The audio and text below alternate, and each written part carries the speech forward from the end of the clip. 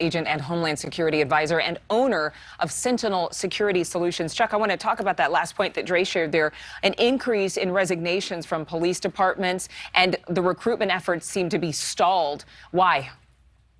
Well, good morning. Thanks for having me. First of all, this is a combination of things. The perfect storm, if you will, started with defunding police, which some major cities adapted to early on. We see policies like bail reform, we see low sentencing, and all of these things have not gone over well with law enforcement. There's a distrust now between the politicians that run these cities and law enforcement, over 800,000 of them across the country. So this has led to mass retirements, mass resignations. This has decreased recruiting. This has led to low morale. And now you have a problem with the perfect storm, as I said, between inadequate resources in law enforcement and criminals out on the street that now feel even more emboldened to commit crimes, many of them violent. There are a lot of statistics that point to the fact that police feel their hands are tied in certain cities, pointing to a more systemic issue as to how can we turn this around? What needs to change in the courts? What needs to change in policing that will actually aid in recruiting more officers?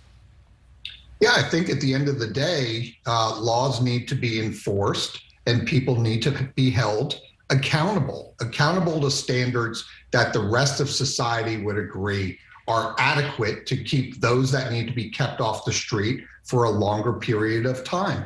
They also need to be allowed to implement more aggressive legal policing policies and programs to get these illegal guns off of the street.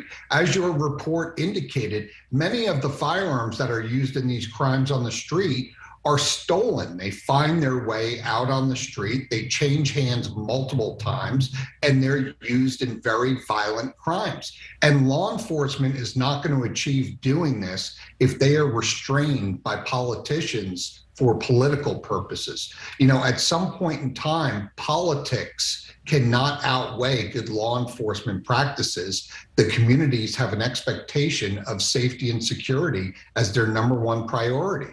Well, you mentioned the community, and there are different voices in the community. There are those who point to, reported discrimination within certain departments or systemic discrimination. There are others who live in urban areas who are demanding that there are more police officers on the street because they deal with the violence head on in their backyard, in their front yard. This crime wave is happening in rural areas as well. Is there a difference between policing in the country now as opposed to policing in urban areas, even though we're seeing these higher crime numbers all over?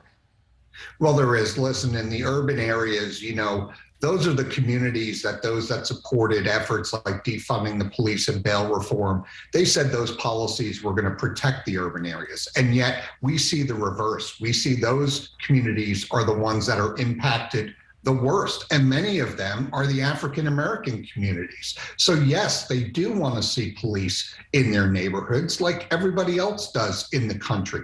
They're the ones that are going to pick up 911 like everybody else in the United States when there's a problem, to get police to come and respond to the problem and address concerns. But I think in the grand scheme of things here, the federal government really missed an opportunity early on to really work with law enforcement, look at what positive reforms could be made.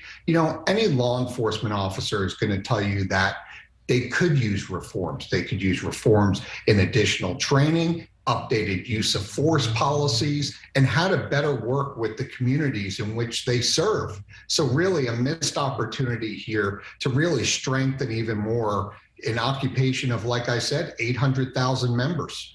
Do you have a hope, a yes or no, that we can have a conversation about this, that eventually federal governments and local governments will see that we have to do something different for policing in our communities? I really do, yes. All right. Chuck Marino, thank you so much for your time. Good to see you. You too. Thank you. Developing right now. Thank you so much for watching. Make sure to click on the red subscribe button below so you can get more of NewsNation's fact-driven, unbiased coverage.